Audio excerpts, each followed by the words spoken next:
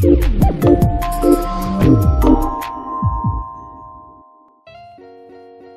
travaille sur un projet pour exporter du vin de Malaga en Belgique et également aux Pays-Bas avec des étudiants de Stenden, donc c'est une école aux Pays-Bas. On avait envie de créer un projet en bac 1 qui permette aux étudiants de se rendre compte de ce qu'est vraiment le métier, ce vers quoi mène la formation en commerce extérieur. Parce qu'on s'est rendu compte que très souvent ils n'ont pas une idée très concrète du profil, je vais dire, d'un bachelier en commerce extérieur.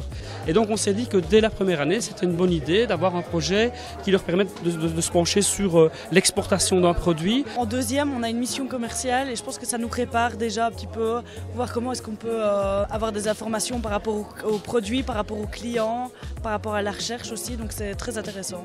On a voulu tenter de voir si l'exportation d'un produit était possible sur les deux marchés ici, donc, donc la Belgique et les Pays-Bas.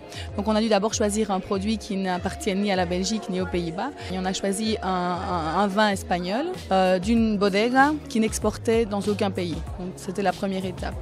Donc hier, ce qui s'est passé, c'est qu'ils ont eu d'abord une introduction du projet et du produit, avec des informations sur la culture espagnole, un petit peu d'où vient ce produit, pourquoi est-ce qu'il a été créé, et puis des conférences, par exemple Pierre-Yves Jacquemin, c'est ça, qui est venu présenter sa bière La Redoutable et son entreprise. On a un étudiant qui a présenté sa mission commerciale de l'année dernière, également une bière. Etc. Donc pour un peu vraiment qu'ils puissent comprendre, comme ce sont des étudiants de première année, en quoi consiste l'exportation d'abord d'un produit et quels sont les aspects auxquels ils doivent prêter attention quand ils vont essayer d'exporter le produit. Donc ce qu'on leur demande de faire principalement, c'est de pencher sur la storyline du produit, quelle est l'histoire qu'ils vont devoir présenter à des acheteurs potentiels ici en Belgique et aux Pays-Bas pour pouvoir vendre le produit. It's like a brainstorming, so we've got a key question. And so, according to the segment, so to the section, for instance, like B2C or B2B, you have to write some ideas and then share them with the others. Donc l'aspect interculturel évidemment est primordial, les échanges avec, je vais dire, non seulement les étudiants néerlandais, mais pas mal d'étudiants aussi russes, allemands, indiens et autres, parce que cette université-là, Stenden, a la particularité d'attirer dans sa formation qui est International Business and Languages, des étudiants d'un peu partout. Donc ce ne sont pas que des Néerlandais. Well, actually they are very open-minded, so it's nice to get on well with other students from abroad, and so you can share some different ideas with them, so it's quite interesting. Pendant 10 semaines, ils vont aussi travailler à distance, en équipe. Et puis, on retourne là-bas à Emmen dans une dizaine de semaines.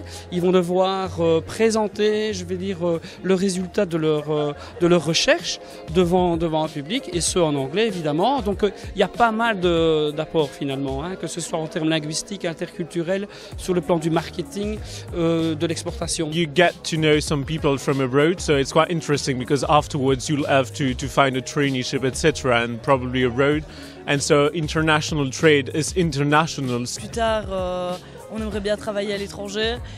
Donc justement, c'est une bonne chose de rencontrer des gens qu'on ne connaît pas dans une autre langue aussi, d'avoir des idées différentes puisque la culture n'est peut-être pas spécialement la même. Ils n'ont pas la même façon de travailler également, donc non, c'est très bien. Ici, mon collègue Eddy a organisé des jeux de piste à travers la ville.